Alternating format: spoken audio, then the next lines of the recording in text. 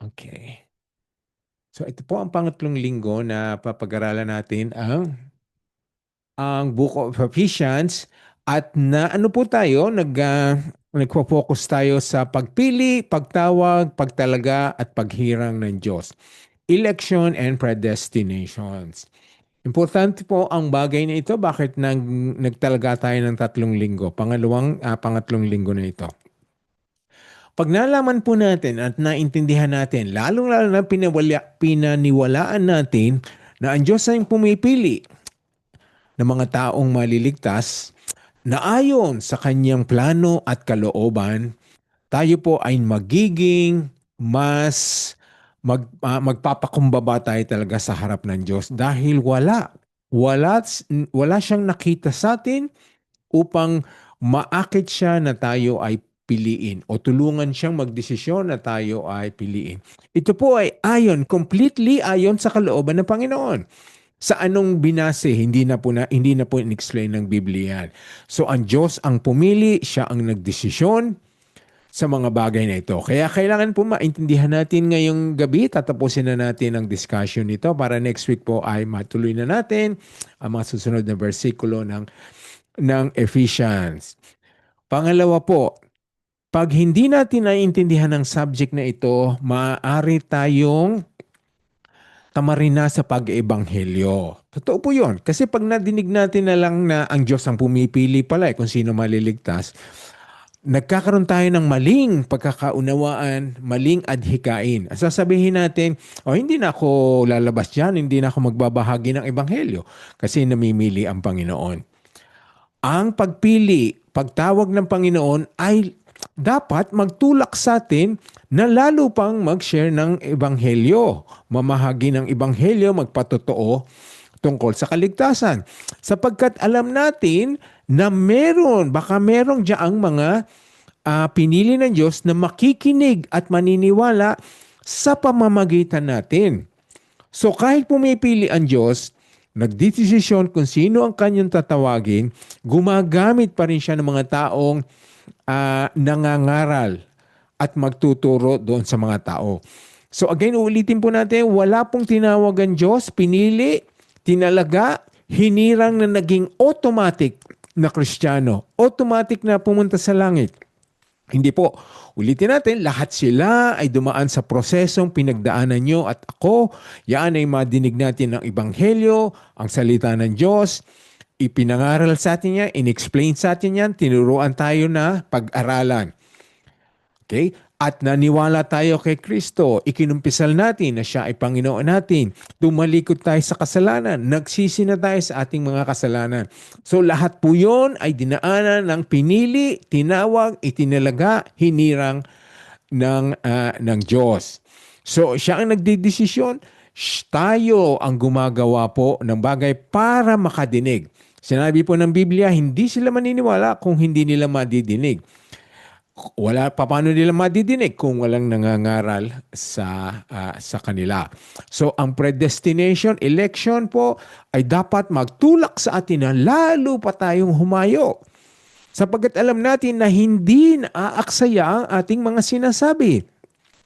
Maaring merong tumanggi, ayaw maniwala, pero meron mga pinili ang Diyos na nandiyan sa paligid natin, nasa kanto, nasa loob, nasa taas, o kung ano-ano ang lugar na kilalalagyan nila ngayon. Hindi natin alam.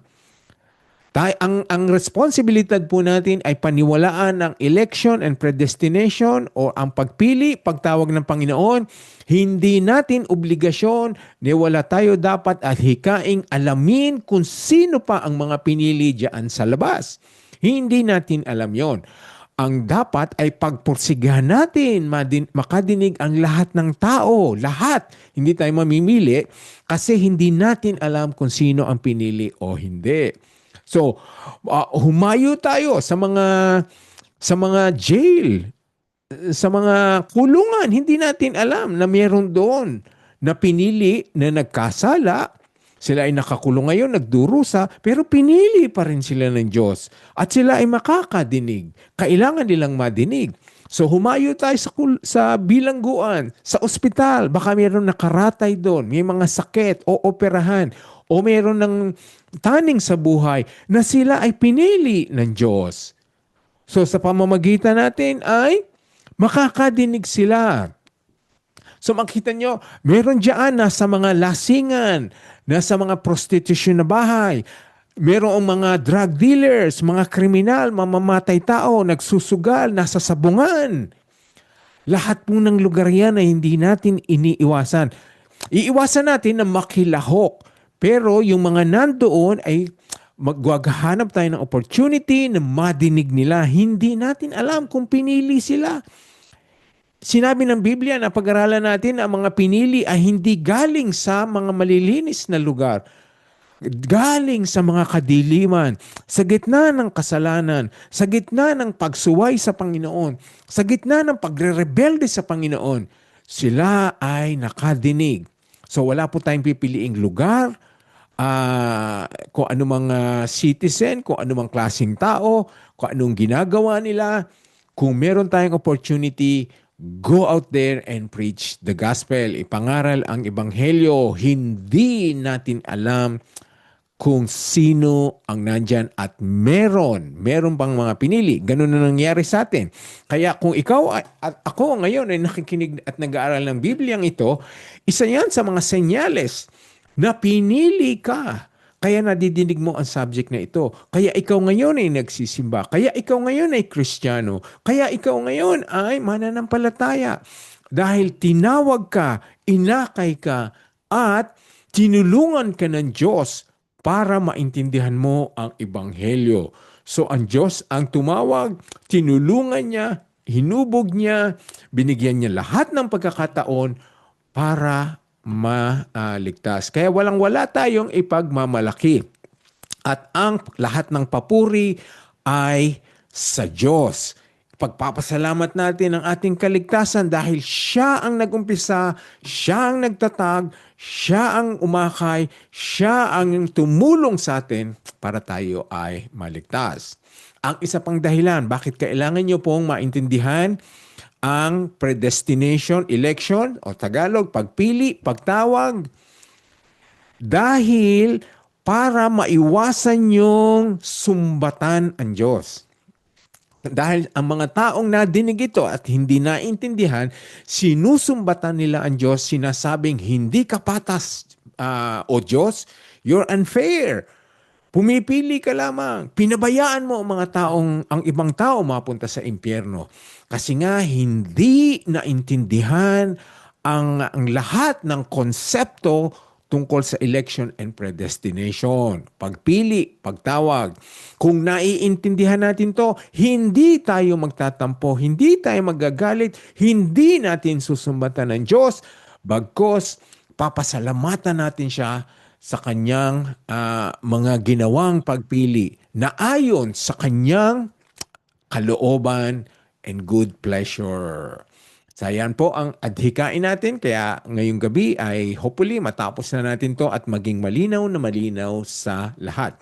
Nandiyan po yan sa Ephesians 1 verses 1 to 6. No, naitalaga natin na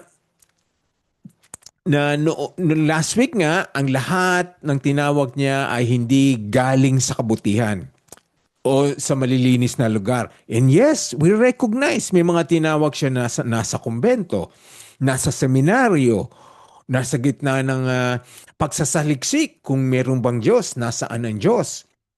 Kahit anong lugar po, ipinipili ang Diyos. Kaya nga, ang sabi sa 1 Peter 2:9, i-review natin, ngunit kayo'y mga taong pinili, mga maharlikang pari, at mga mamamayan ng Diyos. Okay? Ngayon, yan ang natin, posisyon, maharlikang pari, mga mamamayan ng Diyos, mga taong pinili. Tuloy natin, pinili kayo ng Diyos na maging Kanya upang ipahayag ninyo ang kahanga-hanga niyang mga gawa. Ito ang sabi, siya ang tumawag sa inyo mula sa kadiliman. Tinawag tayo ng Diyos noong tayo ay nag-i-enjoy sa ating kasalanan. Noong tayo nababalot ng kasalanan, na ang laging nasa isip natin, kasalanan, ang plano sa puso natin, kasalanan, ginagawa ng kamay, kasalanan, tinitignan ng mata, kasalanan, sinasabi ng bibig, kasalanan. Nababalot tayo ng kadiliman. Doon tayo tinawag ng Diyos. Kaya talagang walang hanggang pagpupuri ang gagawin natin sa Kanya. Kaya kailangan talaga maintindihan natin ito. Okay, siya ang pumili, hindi ang tao. Ang sabi sa John 15:16, hindi kayo ang pumili sa akin, kundi ako ang pumili sa inyo. Para humayo kayo at mamunga ng mga bungang mananatili. Sa ganoon, anumang hingin niya sa Ama, sa pangalan ko, ibibigay niya sa inyo. Siya ang pumili sa atin. Ngayon, sasabihin natin, pinili ko siya na maging Panginoon at tagapagligtas ko. Yes, bago mo siya pinili ka niya. Kaya, at tinulungan kanyang piliin siya. So again, hindi natin ipagmamalaki na sasabihin, nagdesisyon ako. Ang desisyon ko ang naging dahilan bakit ako ngayon ay Kristiyano, ako ay anak ng Diyos. Hindi po, kaya ka nagdesisyon, pinili ka ng Diyos at tinulungan kang magdesisyon. Ganon na nangyari. Wala tayo talagang mamalaki. Na-establish din po natin sa nakaraang 2 linggo na ang isang ligtas ay mananatiling ligtas. Once saved, always saved, kung totoong naligtas. Kung totoong naniwala siya sa Ebanghelyo, naintindihan niyang maigi kung bakit namatay ang Panginoon, naintindihan niya kung anong kasalanan, naintindihan niya ang impyerno, naintindihan niya ang lahat-lahat.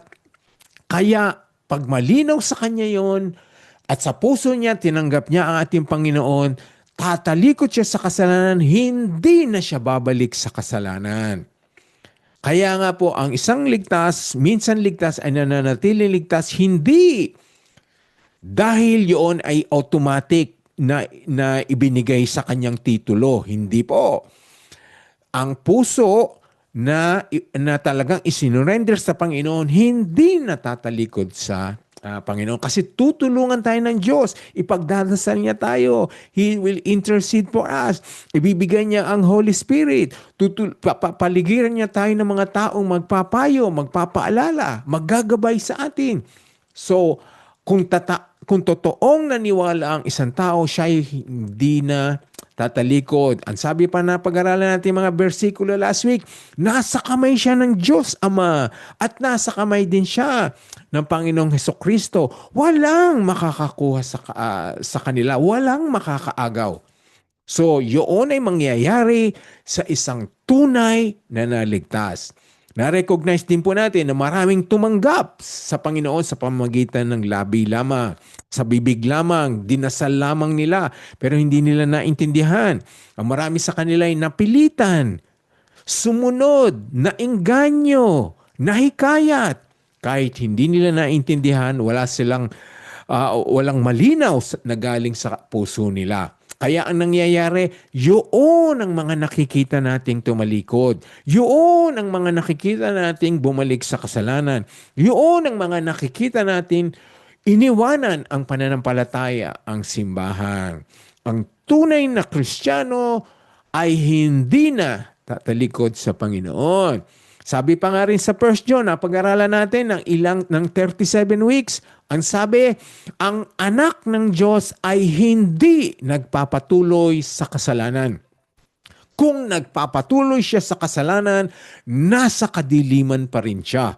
Hindi totoo ang kanyang mga sinasabi. So, hindi nagpapatuloy sa kasalanan. So, paano ngayon natin sasabihin ng mga nagkasala ay once saved, forever saved pa rin sila? Hindi. Dahil ang totoong naligtas, hindi magpapatuloy sa kasalanan. Hindi po. So marami tayong nadinig na malalaking mga ministro, mga pastor, malalaki ang mga ministry work, mga simbahan, pero nahulog, bumagsak, nagkasala, nag-commit ng immoralidad. Ang tanong, totoo ba silang naligtas?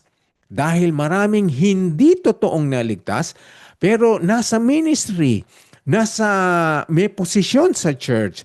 Meron silang mga ginagawang malalaking gawain. At dahil sa kanila rin, marami ring na-save. Dahil ganun ang Panginoon, kahit hindi siya tama, marami pa rin naligtas sa kanyang pangangaral. Kahit sa puso niya, siya ay hindi totoong Kristiyano. So yun ang nakikita nating tumalikod, bumagsak.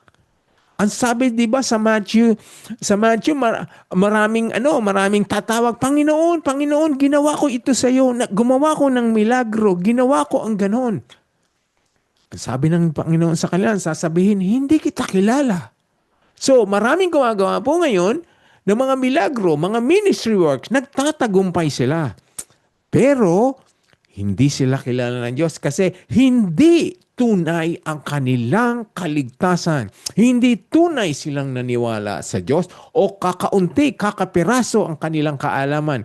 Wala pa sa kanila ang kabuuan ng kaligtasan. Hindi nila naiintindihan ang kalaliman ng ginawa ni Jesus sa krus, ang kanyang sakripisyo. Hindi nila naiintindihan kung paano tatalikod sa kasalanan. So yan po ang kailangan nating maintindihan.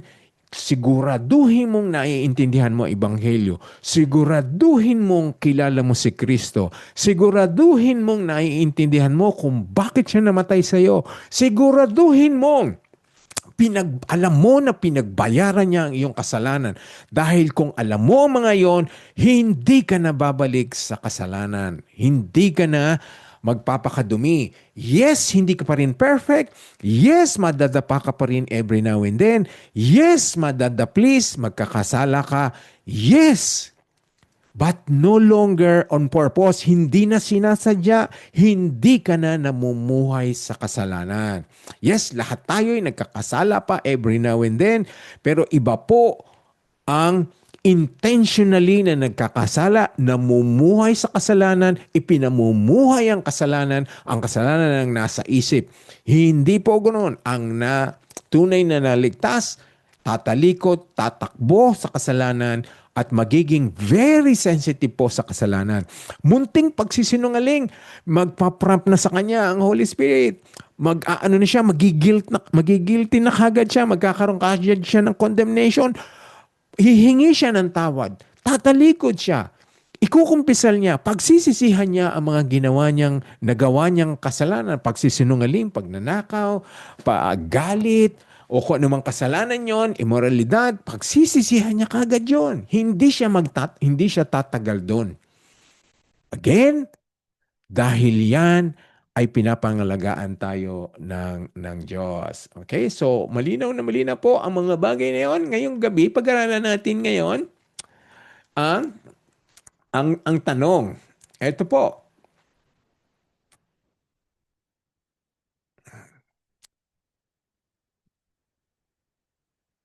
So, kung ang Diyos ang pumili, sa makatuwid, wala na akong free will, wala na akong malayang pagpapasya, sagutin natin yan. So lahat ba ng pinili ng Diyos, tinawag, itinalaga, inakay, ay nawala ang free will? Kumbaga parang diniktahan, parang robot, wala na talaga silang nagawa, sumunod na lang. Okay, basahin natin. Ang isa sa mga famous na verse, tignan natin po Tingnan natin, basahin natin, unawain natin. Ito maraming kabisado pa nga ito. Kahit mga Sunday schoolers, kabisado ito. One of the most popular verses sa Bible. Kilala natin to. Okay, John 3:16. Basahin natin. Sapagkat ganito ang pag-ibig ng Diyos sa mga tao sa sanlibutan. Ibinigay niya ang kanyang bugtong na anak upang sinumang sumasampalataya sa Kanya ay hindi mapahamak, kundi magkaroon ng buhay na walang hanggan. Titigan niyong maigi ang mga words, ang mga salita nitong versikulong to. Meron ba kayong makukuha, mapupulot, mararamdamang pagpilit na ginawa ng Diyos? Saliksikin nyo ngayon, meron bang sinasabi diyang pinilit ng Diyos na ikaw ay sumampalataya? Meron ka bang makukuha dyan na nawala ang desisyon ng tao? Meron ka bang makukuha dyan na wala ng free will? Isipin niyo maigi. Yung huling-huli, sabi, i ibinigay niya ang kanyang bugtong na anak upang sino mang pinili sa kanya ay hindi mapapahamak. Hindi po. Sino mang sumampalataya. So there was a decision process.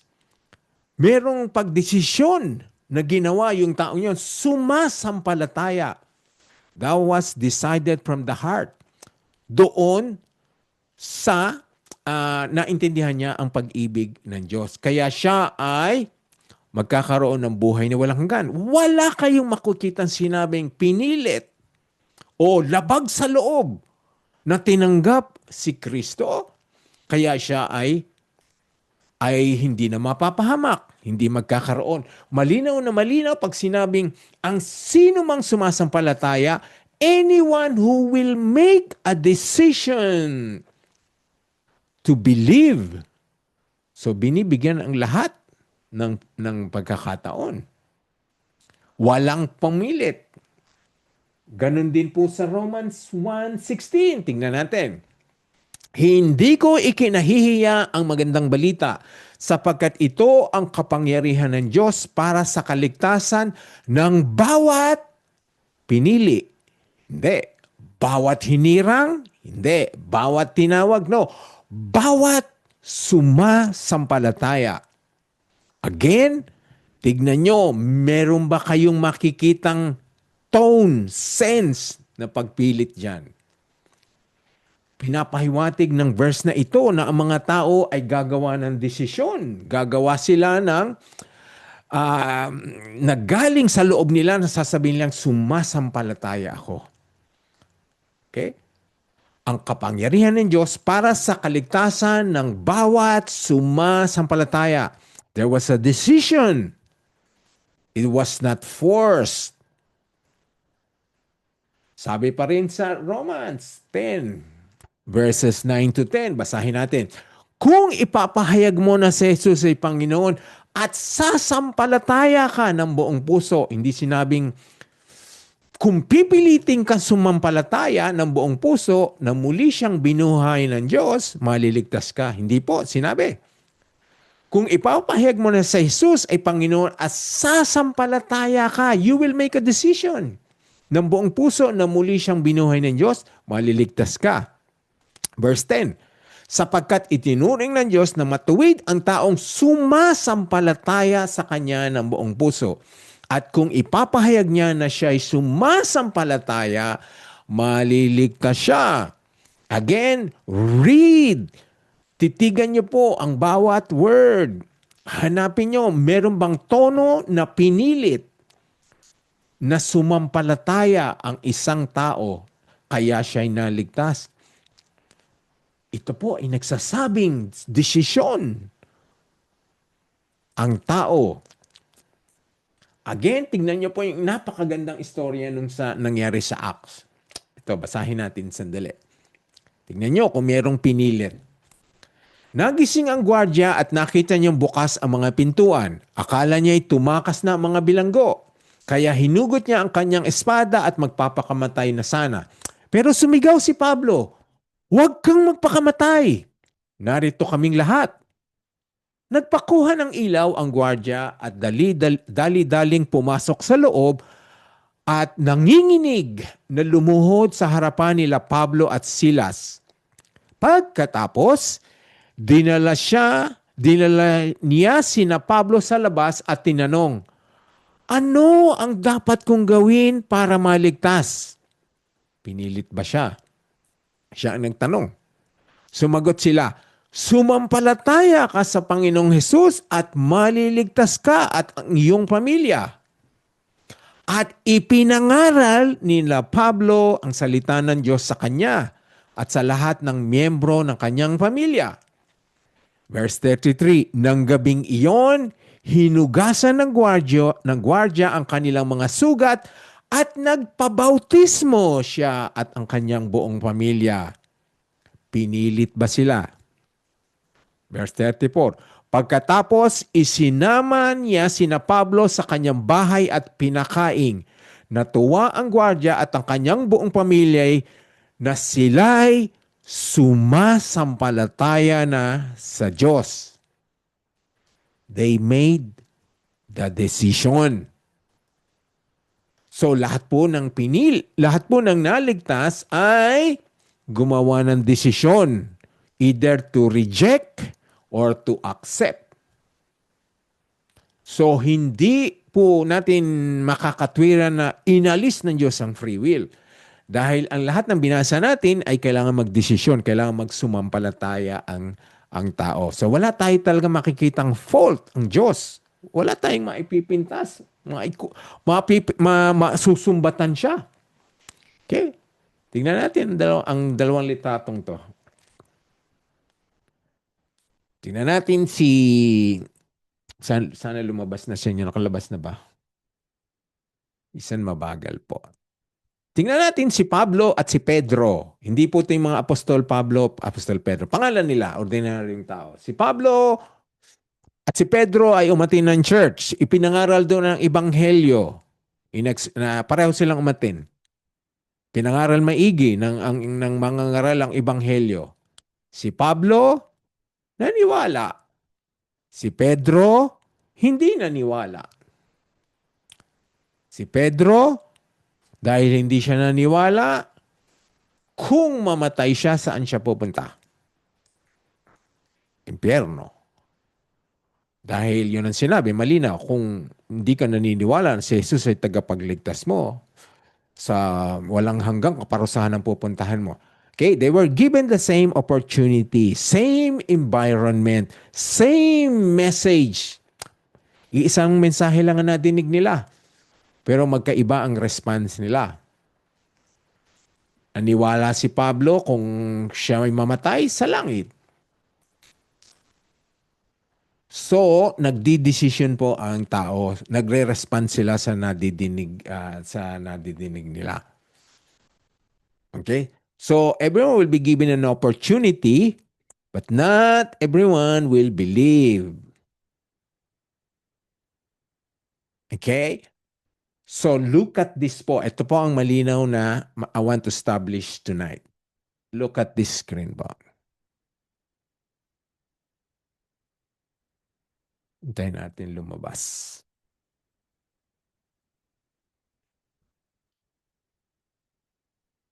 Okay, basahin natin. Ito po ang totoo. Walang mapupunta sa langit na ayaw nila doon. Wala ring mapupunta sa impyerno na kahit gusto nilang maniwala kay Jesus. Kung ganyan, may napunta sa langit, ayoko naman po doon pinilit ako. Or, meron bang napunta sa impyerno, gusto ko pong maniwala kay Jesus, gusto ko pong maging Kristiyano, naniniwala po ako sa ebanghelyo, pero sa kabila nun, siya ay napunta sa impyerno, then, hindi nga patas. That's the only time na akusahan ang Diyos na unfair. Pero lahat ng napunta sa langit ay nagdesisyon. Lahat ng napunta sa impyerno ay hindi tinanggap si Jesus or tumalikod sa pananampalataya dahil in the first place, hindi talaga sila na ligtas. Walang napunta sa impyerno na gusto nila ang ebanghelyo. Walang napunta sa impyerno na naiintindihan nila at gusto nilang magkaroon ng relasyon kay Jesus. Walang napunta sa impyerno na naniniwala sila at gusto nilang tagapagligtas si Jesus. So predestination at election, pagpili, pagtawag ng Panginoon, meron dalawa po. Dalawa yan Pumipili ang Diyos, tinatawag niya. But at the same time, God, the Scripture, will always blame the people who will go to hell because of their rejection of the gospel, because of their decision. Walang napunta sa impyerno na naniniwala sa Diyos, sumusunod sa Diyos, may relasyon kay Jesus. Wala po. So ito po ang misteryo na napakahirap nating isipin. God will make the decision, the election, but He will also hold everyone responsible for their decision. Parang hindi, mahirap intindihin. May tinawag, pinapunta sa impyerno. Walang napunta sa impyerno po na tumawag sa pangalan ni Jesus. Gusto niyang maligtas sa pangalan ni Jesus. Wala po. So, ang totoo, ito, maging malinaw po sana lahat. Ang mga pinili ay tumanggap ng perfect grace. At yun namang hindi pinili ay tatanggap ng perfect justice. I want this very clear po sa everyone. Kung hindi pumili ang Diyos, kung wala siyang ginawang election, predestination, wala siya talagang pinili kahit sino, kung lahat ng tao ay nasa impyerno, He is still perfectly just. Makatarungan pa rin siya. Kasi lahat tayo nagkasala. Walang hindi nagkasala. So kung napunta sa impyerno, kung walang napunta sa langit, wala pa rin masisisi o bakit hindi kami niligtas? Kasi nararapat tayong mapunta sa impyerno. Pero sisisihin ba natin siya na meron siyang piniling iba? Yun na po ay grace. So yung mga napunta sa impyerno ay they receive perfect justice because of what they have done. Those who are in heaven, tayong pupunta sa langit, kung mananatili tayo, kung talagang totoo ang ating pagkakaligtas, it's by grace. Tumanggap tayo ng grasya ng Panginoon. So yan po ang malinaw na malinaw. Hindi natin maakasuhan ang Panginoon. Pangatlong tanong. So kung Diyos ang magdedesisyon kung sino ang maliligtas, merong bang lalapit sa Kanya na itataboy niya? Merong bang itataboy ang Diyos? Gustong lumapit sa Kanya. Basahin natin sa Deuteronomy 4:29. Nasa Old Testament pa to. Ngunit kung hahanapin ninyo ang Panginoon na inyong Diyos, makikita ninyo siya. Kung hahanapin ninyo siya ng buong puso. Ayun, ng buong puso. Anyone who's seeking God from the heart, they will find God. Matatagpuan nila ang Panginoon. Kaso, ang sabi nga, walang gustong maghanap. Walang gustong pumunta dun sa dako ng Panginoon. Walang maghahanap, kaya nga tinulungan sila ng Diyos. Okay? Pero it's ang malinaw po talaga nito, ang pagtulong ng Diyos ang naging daan para ang iba ay maligtas talaga. Yun ay perfect grace. Wala tayong maisusumbat sa Panginoon. Ang sabi po sa John 6:37, ang lahat ng taong ibinigay sa akin ng Ama ay lalapit sa akin at hindi ko itataboy ang mga lumalapit sa akin. So He's not rejecting anyone na gustong lumapit sa Kanya. Again, it's the decision of man. Whether sila ay maliligtas o hindi. Okay? Ito pa ang tanong. Kung hindi ba ako pinili at tinulungan ng Diyos na maligtas, makakalapit ba ako sa Diyos ng sarili kong kakayahan lang? Unang-una, na-establish na natin, a simple man, ang taong makasalanan, ay hindi imposibleng magkaroon ng desire na lumapit sa Diyos. Hindi po.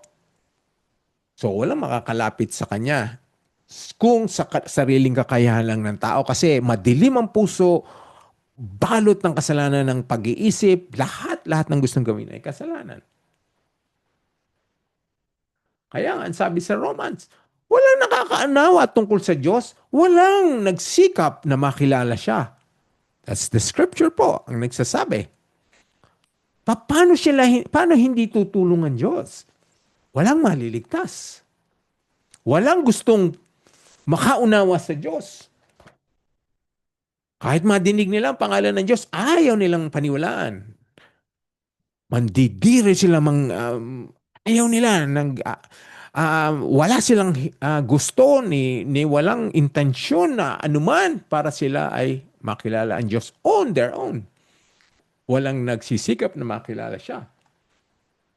Sabi pa sa John 6:44, walang makakalapit sa akin maliban kung papalapitin siya ng amang nagsugo sa akin. At ang mga lalapit sa akin ay bubuhayin kong muli sa huling araw. Kayo po, nung lumapit kayo kay Jesus,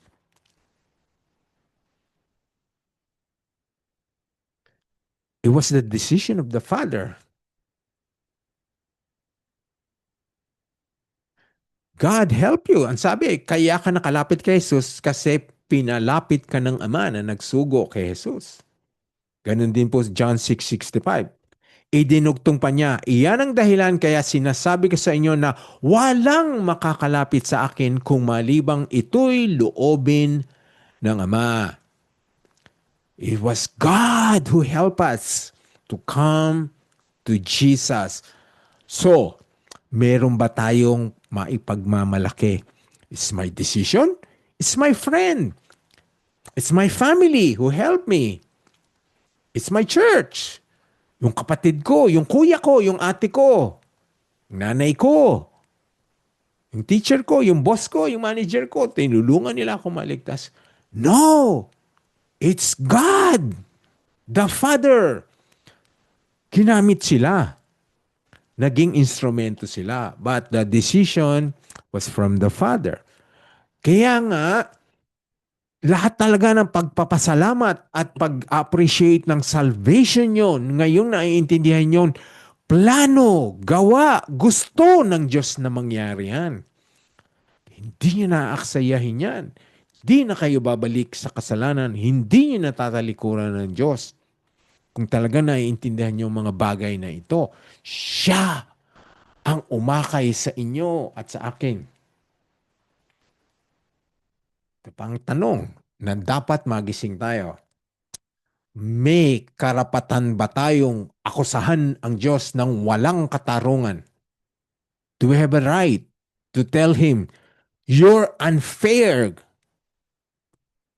Unfair ka, Lord. Unfair ka, O Diyos. Wala kang katarungan. You're not just. Meron ba tayong karapatan sabihin yon? Isipin. Itanim sa puso. Okay, buksan natin sa Romans. Romans 9:14-15. Romans 9:14 to 15. Baka naman sabihin ng iba na hindi makatarungan ng Diyos. Aba, hindi! Sabi ni Pablo, ang tindi. Sapagkat sinabi niya kay Moises, mahahabag ako sa gusto kong kahabagan. Maaawa ako sa gusto kong kaawaan. Anong pagsumbat ang pwede nating sabihin sa Panginoon? Anong karapatan meron tayo? Ngayon sinabi niyang, mahabag ako sa gusto kong kahabagan.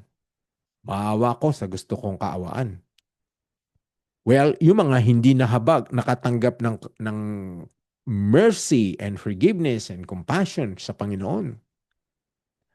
They could say, but us, di natin siya pwedeng sumbatan. Bakit po hindi niyo sinama nanay ko, ang kapatid ko, ang kuya ko? Bakit po yung asawa ko? Ba't yung anak ko hindi kasama? Hindi natin alam. Maaring ngayon ay hindi natin sila kasama sa simbahan. Maaring sila ay later na sumama. Binibigyan ng pagkakataon. Or hinihintay ng Panginoon ang tamang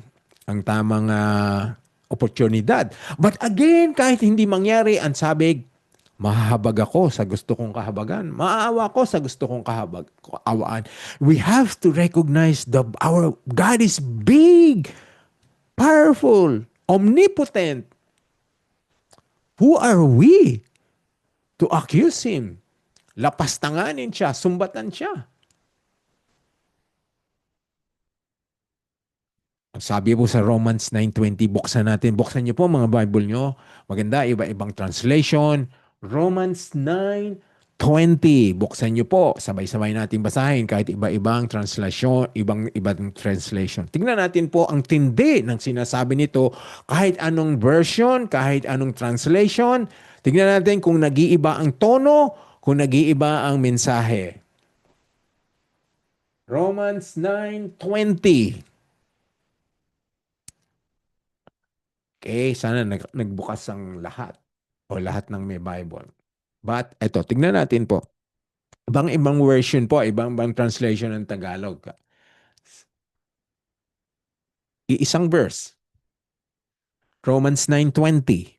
Sabi, pero sino ka para magreklamo sa Diyos ng ganyan?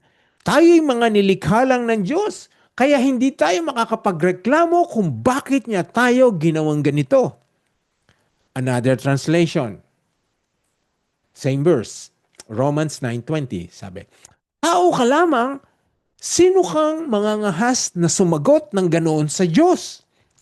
Masasabi kaya ng isang hinubog sa kanyang manghuhubog, bakit niyo ako ginawang ganito? Another translation, Romans 9:20. Oo, at higit pa dito, tao, sino ka upang makipagtalo laban sa Diyos? Sasambihin ba na hinubog sa humubog sa kanya, bakit mo ako ginawang ganito? Another translation, Romans 9:20, Tagalog. Ngunit sino ka, o tao, na makikipagtalo sa Diyos? Sasambihin ba ng bagay na hinubog doon sa humubog sa kanya, bakit mo ako ginawang ganito? Kung yun daw palayok, magrereklamo ba siya dun sa pater, sa humubog sa kanya? Wala po, wala tayong karapatan. Kung hindi man natin naiintindihan yon, pero dapat pag naintindihan na natin yan, you will never, never, no one will accuse God of being unfair. Hindi mo, kung naiintindihan mo election, predestination, pagtawag niya, you will never, never say to God, you're unfair.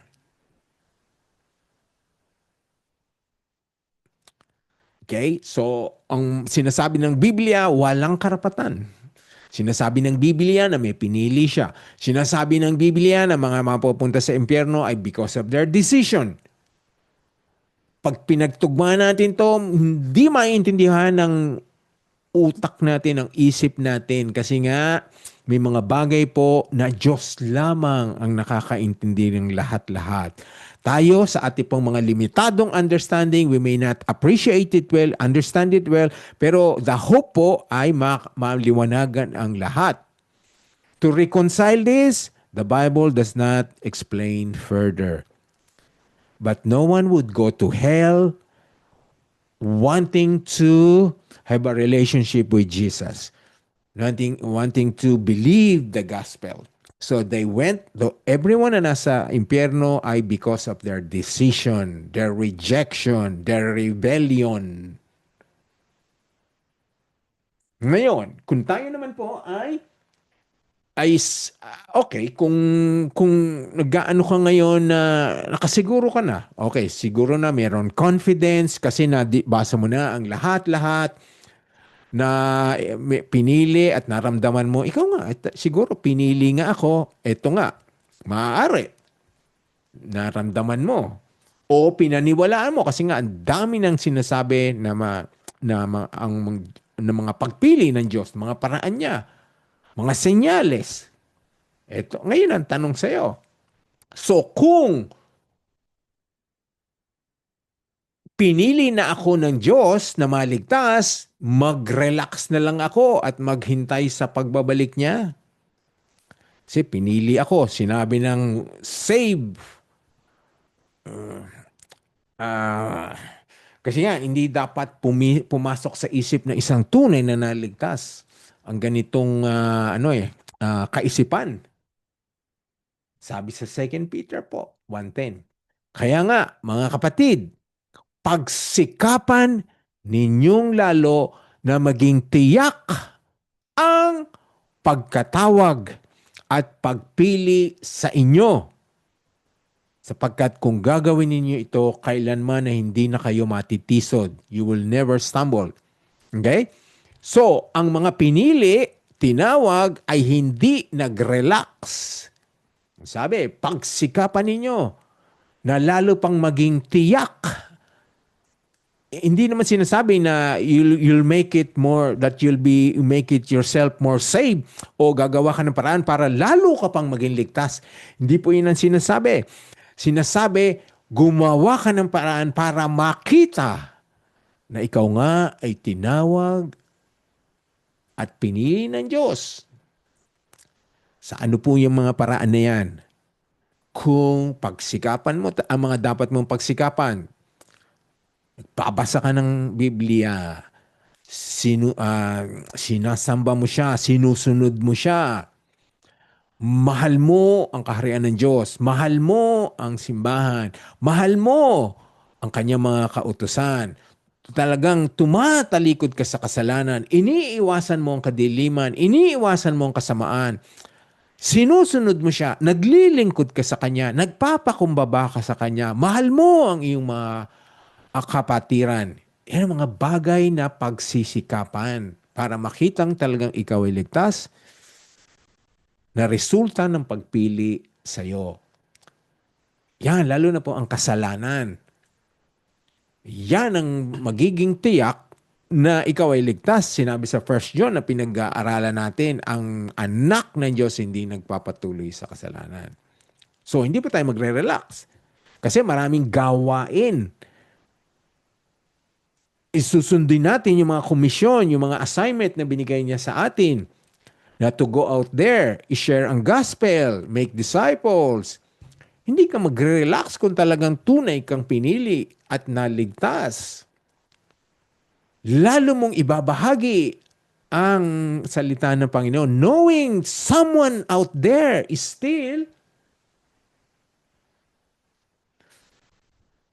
waiting to be told of the gospel.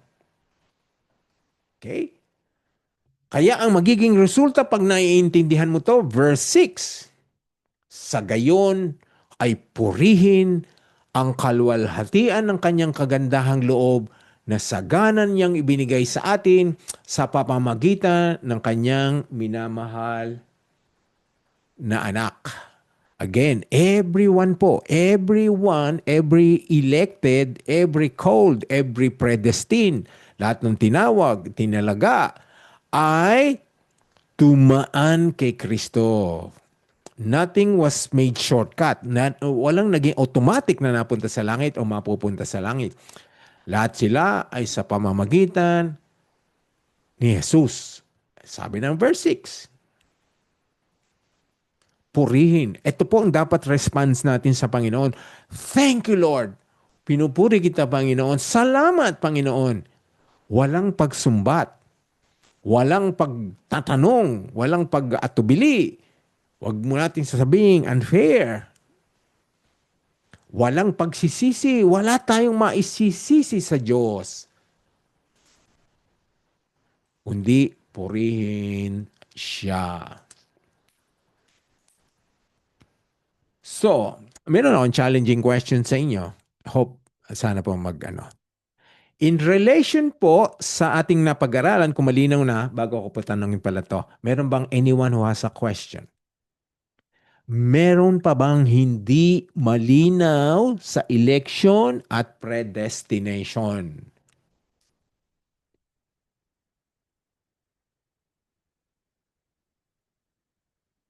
Meron pa bang nag-aatubili na maniwala dito? Will not, hindi po tayo manunumbat o magsisisi. Yes, we'll try to explain it more. Kung kailangan pa na mag-explain tayo after the Bible study, yes, we'll do that. So, kailangan pong malinaw ito kasi ito na po ang dapat katapusan natin. Although, dun sa verse 11, babanggitin na naman po ang pagpili. Pero nasakop na po natin ang lahat ng dapat na mga verses para tumugma doon sa predestination, election o pagtawag, pagpili na yun po talaga ang magpapaliwanag sa atin. For kung hindi pa natin naintindihan pero nasa puso natin, nagpapasalamat tayo sa Diyos, yes, maybe this lifetime, not everything would be clear. As long as you're sure na meron kang relasyon kay Jesus. Pagpunta natin sa langit, maaaring ito to sa mga isa na gusto nyo itanong. Panginoon, pakireconcile po yun ng ganun. Pero doon kasi magiging perfect na tayo. Even our knowledge will be perfect. Ang sabi, kaalaman ay perfecto na. Pero nandyan si Jesus. Nandyan ang Diyos. Matatanong na natin, you have all eternity po.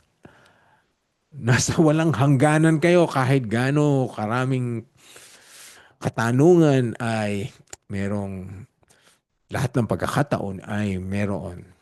Okay. So wala na po kayong question. Opo, yan po ang ano natin, pinagpursigahan natin na malinawan to para pagpunta natin next week ay, although babanggitin pa doon yung mga misteryong ginawa ng Diyos, and palain po tayo sa mga pagdidiskusyon ni Pastor Alvin next Tuesday from verse 7 to 10. But for now po, question. And I want you to understand. Now po, na naintindihan nyo ang election and predestination or na ipaliwanag sa inyo, ano po ang nararamdaman nyo o anong mga katugunan ngayon na bakit hindi pa bumabalik si Jesus in relation to election and predestination? Siguro, dapat meron na kayong mga idea sa sasagot dyan. We're not sure po. I'm not saying na hindi pa babalik ang Panginoon. Maaring yes, tonight, this moment, tomorrow. Pero, ano sa palagay nyo, bakit yung pagbabalik niya ay na-delay? Kasi ang dami naghihintay eh. Nung pa sa Old Testament, it was said 2,000 years ago, is coming back. Hanggang ngayon po. Sino yan? Ako po, Pastor. Si Lynn. Bakit Lynn? Ano natin, hindi naman natin establish na yun ang totoo kasi hindi natin alam pang kalooban ng Diyos. Maaaring yun. But let's hear Lynn. Apo, para sa akin lang po, meron pa po siya, may mga pinili po na hindi pa po hanggang sa ngayon. Hindi pa po, although pinili po sila ng Panginoon, hindi pa po sila nagkakaroon ng chance hanggang ngayon na makarinig ng magandang balita. Yeah, that's a beautiful answer. Meron pa bang ibang answer doon sa sagot ni Lynn? Meron pa bang naiiba doon? Sa palagay nyo, o anong naramdaman nyo, bakit hindi pa bumabalik ang Panginoon? Bakit na-delay since nung ipinoklama na malapit na siyang bumalik? Kasi pati ba sabi po sa Matthew, Pastor, kapag napahayag na po yung mabuting balita sa lahat ng dako, darating na po si Jesus. So isa po sa reason kung bakit ang Panginoon wala pa. Hindi pa po napapahayag ang mabuting balita sa lahat ng dako. O maaaring may mga unreached pa po talaga na kailangan nila marinig yung gospel. Nakalimutan ko po exact verse, but I think nasa Matthew po yun. Correct. And that's connected, Pastor Alvin, sa sinabi ni Lynn. Maaaring marami pang pinili na hindi pa nila nadidinig. Big, yun nga sabi, ipapahayag muna sa lahat ng sulok. But is it true na lahat ng bundok, lahat ng kuweba, lahat ng island ay ma-reach ang gospel? Will it be true na kailangan humayo talaga ang ebanghelyo? Sabi ni Dolores, inunat ko ang aking kamay, ngunit kayo tumanggi. Sa araw ng kapighatian ninyo, ako naman ang tatawa. Ano ba yan? Ano yung nasulat sa chat? Dolores, ano sinasabi mo? Inunat ko ang aking kamay, ngunit kayo tumanggi ng araw ng kapighatian, ako naman ang tatawa. Okay. Meron pa pong iba sagot.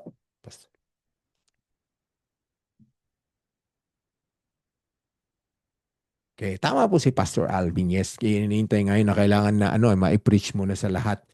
Tama rin yung sinabi ni Lynn kasi nga hindi pa natin alam. We're not gonna say yun po ang definite Hindi po natin. Maaring yun ang dahilan dahil may mga pinili pa na hindi pa tumatanggap. Mga pinili out there na nagkakasala pa kung nasaan man sila, hindi pa nila nadidinig ang ebanghelyo, which is the answer from Pastor Alvin. So hindi natin po alam. That could be the reason.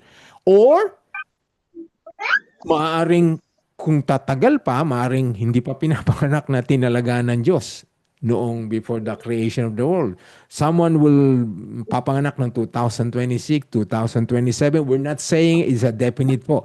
Maaring yun po, yung mga ano natin. So, kung maintindihan nyo po ngayon ito, yung predestination, election, pagpili, pagtawag, naiintindihan nyo, baka may hinihintay pa ang Panginoon ng mga tinalaga niya na hindi pa tanggap. So, this should motivate us to go out there. Hindi naman para sa pag mag-apura tayo dahil meron pa, kaya hindi siya bumabalik, meron pa na kailangan makadinig ng ebanghelyo.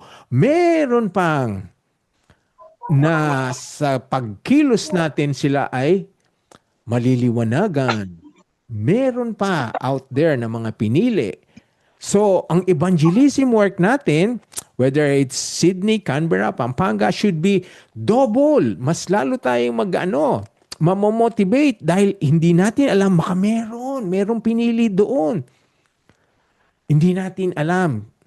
Kaya lahat ay bibigyan natin, babahagi na natin. Hindi natin imbestigahan, baka yun, mukhang pinili yun kasi mukhang disente. Yun, mukhang pinili yun kasi nakakulong, maraming krimen. Hindi rin natin pwede yun, basihan doon. So, ang po natin, hindi natin aalamin, kakapain, iimbestigahan kung sinong pinili. Ang role natin, tell everyone. Tell the gospel. Sabihin ang ebanghelyo sa lahat. Lahat, walang pipiliin. Lahat kung may oportunidad, kung may pagkakataon. So, yun nga, predestination, election, pagpili, pagtawag, paghirang should make churches to work double time o talagang motivated na mag-share ng gospel because knowing your work will not be wasted. Hindi mo alam. Kung meron nangaral ka sa 50 tao, kahit isa lang doon, kahit yung 49 ay tinalikuran ka, it's worth yung isa. O meron ka 100 na sinera ng gospel, isa lang.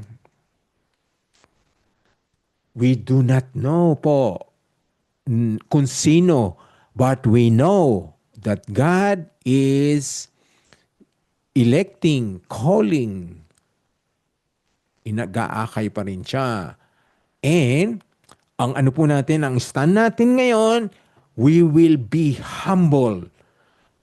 Wala tayong ipagmamalaki. Wala tayong bibigyan ng credit na dahil na-save.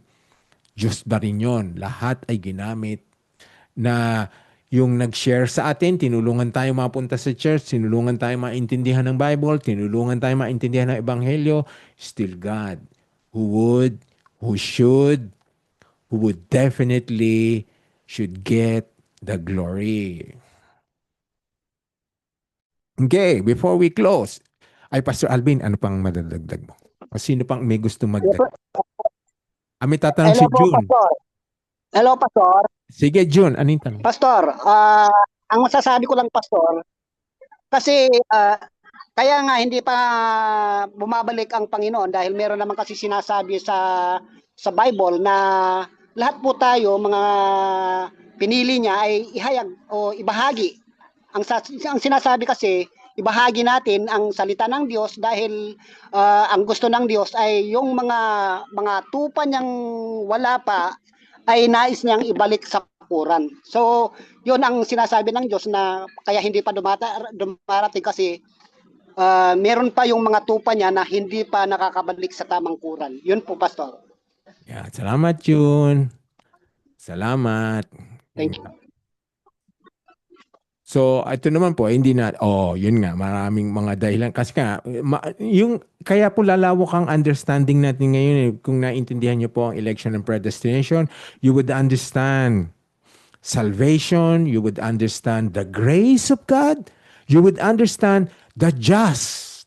Ano po, ano ba yun? Pagiging just ng Panginoon is judge. Okay. Ngayon, final question po. I hope everyone can answer this. Bakit naman hindi pinili ng Diyos ang lahat? So if God would send everyone, would let everyone to go to hell, He's still just. Okay? Bakit naman hindi niya pinili ang lahat?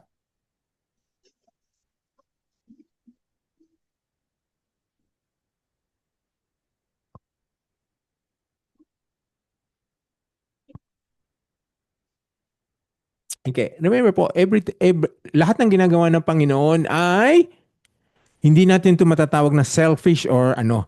Lahat ng ginagawa ng Panginoon is for His glory. Sinabi ng Biblia, Diyos lang nakakaalam sa puso natin. Okay, sorry.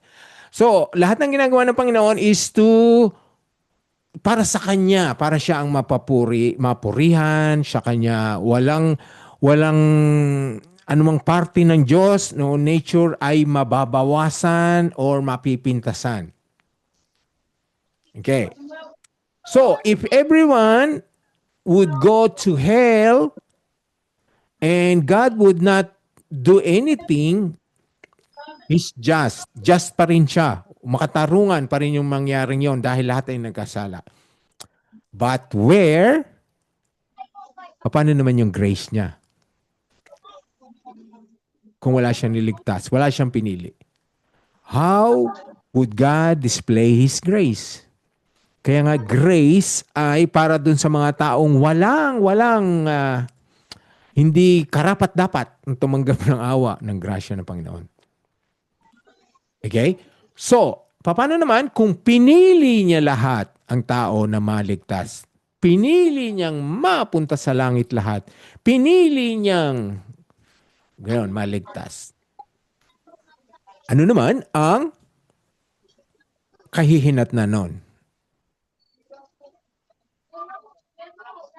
We would say, makikita naman natin, hahanapin natin, where is God being a just? Kasi, ang ibig sabihin nun, teka, meron ba mga tanong, meron ba mga comment dito? Paano kung pinili niya lahat mapunta sa langit? Diyos lang nakakaalam. Then there's no justice. Yes, kung pinili niya lahat yon, kung pinili ng Diyos na lahat ay maakay, then tama nga yung walang just. He is not just kasi wala siyang pinarusahan na dahil sa kasalanan. So makita niyo po, in election and predestination, we see that God is a gracious God. And at the same time, we see very clearly that He is a just God. Kaya maiintindihan nyo, hindi kayo magtatampo, hindi kayo magsusumbatan ng Panginoon. He's a just God. He's a gracious God. He will have mercy on whom He would like to have mercy. He will have compassion on whom He would like to have compassion. So everything po na ginagawa ng Panginoon is to protect His nature or to sustain, to highlight His nature, His love, His omnipotence, His holiness. Lahat na nangyayari sa mundong ito, yung pinabayaan niya, pinahintulot niya, yung mga ginawa niya, inaccomplish niya, kaya nga, di ba, lahat merong purpose. Ang lahat ng purpose na yon ay para maluwalhati siya. Yes, He is unchanging God, gracious, just, holy, faithful. Kaya nga yung mga nangyayari sa mundong ito at yung pagtugon ng Diyos sa mga nangyayari sa mundong ito, it could be He's displaying His grace, or He's displaying His being just, or He's displaying His holiness, or He's displaying His faithfulness. Ano pa? Ano pa yung mga nature ng Diyos na alam nyo? Dami yan. Displaying His love, His compassion, His mercy. Yon po. Okay? And with that, again, give you an opportunity kung sino may gustong i-add or may itanong bago tayo. Kaya naintindihan nyo na po ang mga hindi natin naiintindihan noon simply because we did not tackle on, hindi pa natin na saliksik na himay ang predestination and election. Which is ngayon, yung kahit hindi natin subject ay na-touch, naging mas malinaw sa atin kung paano kumilos ang Diyos. Siya talaga, siya, lahat. Tayo ay sumusunod, ginagamit niya tayo, nagpapakumbaba, at dinadakila siya. Again po, final words, there's nothing in our salvation na mayroon tayong maipagyayabang. Wala. Maging ang mga tao na tumulong sa ating salvation, ginamit lamang sila ng Diyos. Ang Diyos lahat, the author, the perfecter, lahat, the finisher sa ating pong pagkakaligtas. Kaya ang gagawin natin, ang respond po ng bawat isa ay maglingkod. Go out there, preach the gospel, teach the scripture, help disciples yung mga kapatiran, idisipulo sila, tulungan sila. You are discipling mga pinili ng Diyos. Hindi naman kagad sila na instantly na super spiritual sila kahit pinili. No. Dumaan sila sa mga basic training. Kailangan nila yung mga foundational teaching, yung mga basic na teaching. Dadaan sila lahat doon. Although pinili sila, kaya nga same process Hindi kagad sila mapupunta sa langit kung hindi pa tinalaga ng Diyos. So lahat ng ginagawa niyo po ay meron at nandun sa plano ng Diyos. Kung nagsasalansan kayo ng silya, nagluluto, naghuhugas ng pinggan pagkatapos ng service, nagtuturo sa Sunday school, nagigitara, kumakanta, yan po ay kasama sa plano ng Diyos. Tinutulungan nyo ang mga pinili na para sila ay maka-attend ng church o makakain o mabahaginan ng kahit merienda, mapainom, matimplahan ng kape. You are serving an elected, predestined, called child of God. Hindi natin alam. Kaya wala pong na-access talagang ginagawa sa church. Lahat yan ay kasama. Kahit nagpupulot ka lang ng dumi, nanunundo ka, sinasakay mo sila sa tricycle, sa motor, inaangkas mo sila, sinasundo mo sila o niyayaya, pinupuntahan sa mga bahay-bahay para ipangaral, magkaroon ng Bible studies. You never know, you are discipling someone elected, pinili ng Diyos na nandoon. Maski anong nasyon, maski anong language, we do not know. Kaya lahat po, walang na-access sa ginagawa natin sa church. Maski kahit kaliit-liitan, you're doing it for someone predestined or elected by God. So, salamat po sa inyo. Kung wala na, Pastor Alvin, wala ka naman dagdag. Anyone else po? Okay. Indan na po natin ang ating pagsunod. Meron pa palang. Kung ang pagbaba ni Jesus Christ sa lupa naniwala sa bawat salita, walang ipapako sa krus. Hindi ko maintindihan yung tanong. Kung pagbaba ni Jesus Christ sa lupa, naniwala ang bawat salita, walang ipapako sa krus. Namnamin ko na muna. Hindi ko maintindihan kasi yung question. Meron ba nakakaintindi ng question?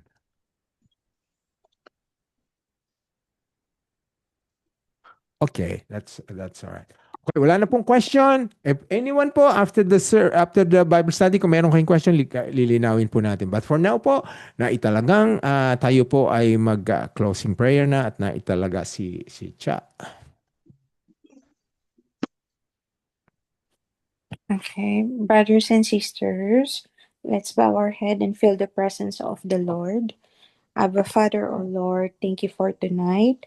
Thank you for the opportunity that you have gathered us tonight, O Lord.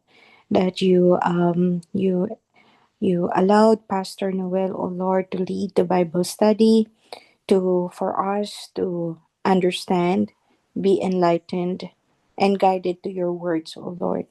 Lord, we thank you for this opportunity you have given, that you have shown to us, O Lord, that as we hear these words, O Lord, you have elected us, O Lord. We thank you, O Lord, for the blessing of being selected by you, O Lord. We praise you, we glorify you, O Lord. Lord, tonight, O Lord, everyone has a desires, O Lord, prayers of their own, O Lord. Lord, we ask that you hear them, O Lord, as your children, O Lord, in the name of our Lord Jesus Christ. Lord, as we walk as Christians, O Lord, guide us, O Lord, help us, O Lord, and um, we strive more, O Lord, to do more for you, O Lord, to glorify your name, O Lord, to share the gospel, O Lord, to reach many people as we could, O Lord, for them to hear your gospel, your good news, O Lord. And may in any point of our lives, O Lord, we meet your predestined children, O Lord, your selected children, O Lord, to hear your gospel and to respond to it, O Lord. We lift up everything to you, O Lord, our journey, O Lord, our faith, O Lord. And Lord, we believe, O Lord, that this is not an accident, O Lord, that we hear your gospel, O Lord. We hear this clear message coming from you, a affirmation, O Lord, that you are showing us and telling us that we are your children. We thank you, O Lord, and we ask that everyone, O Lord, will have a moment, O Lord, for a realization, O Lord, of this message coming from you, O Lord, and for us to exercise this, O Lord, in our daily lives, O Lord, and share this good news coming from you. We lift up everything to you, O Lord. We ask this in the name of our Lord Jesus Christ. Amen and amen. Man, salamat Cha. Salamat Adeline sa prayers. Ray sa worship. Thank you sa inyong lahat na nagtiyagang sa tatlong Martes para madinawan po natin ang topic na ito. Imong i-off on. Ay, naka-off ako. So ano po, sa susunod, next Tuesday po ay yung another po na challenging verses po. Challenging verses po ang Ephesians 1, 7 to 10. Isa na naman po na malalim ang sinasabi. Kaya ngayon pa lang po, hinihikayat ko kayo na basahin nyo na ang tatlong verses na ito. Verses 7 to 10. Pag-aralan natin sa Tuesday. Kung may question kayo, ibigay nyo na kagad kay Pastor Alvin para ano siya. Dahil talagang ano po to, challenging po, kailangan maintindihan natin to verses 7 to 10. Pag-aralan natin yan next Tuesday, so don't miss it. Okay, so let's get our cameras ready. Hello, Rose and Matt. Si Matt. Okay-on. Sige po. Tatlong Hello, shot tayo kasi phone lang yung gamit ko. Ayan Sige po si- po, one. Sandali lang. Ito si Joan po. Siya po yung nagpadala ng litrato. Anak mo yun o, Joan? Okay. O sige, June. Sorry, June. Okay, ready. sige po. Just wag po muna kayong alis ha. Tatlong beses po ako magsa-shot. 1, 2, 3, smile. Okay, one. Isa pa. Isa pa po. Ayan po, Okay, sumama one. sila Gino Arupa. Sige po, one. Yung mga nakasarado, hindi nasasali. Okay. Hindi na nasasali yung mga nakasarado.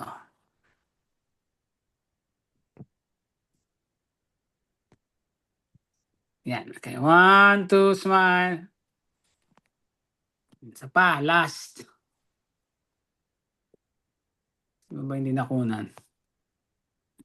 Okay naman. Last shot. Last shot. Ay na pala. Kuha na po lahat. Thank you. Kuha na po lahat. Thanks, Okay, Janelle. bye. Hello, Janelle. Thanks, Janelle. Asher, thank you. Thanks, everyone. Night po. Good night, Bye. Good night po, Pastor. Good night, Good everyone. night, Mang. Night, Hindi po Joan. pa sir, laging nawawala internet, May internet sala na si dito. Pauline. Nawawala. Oo nga, no? Opo, Kaya lagi po pala talaga labas pa. nawawala yung internet. Di bale. Sa mga susunod. Thanks, Matt Hindi and po pa, Rose. Thank you po. God bless. Joan. Joan, sino yung litrato? Ano yon? Anak mo? Ay, opo. Sinensya po, siya po yung nag-ano. So, iboto nyo daw. Iboto nyo. Sige po. Thanks, Salamat Gino po. and Rufa. Thank you, June. Thank you, Pastor Alwin and Sister Leslie. Good night. Good night, everyone.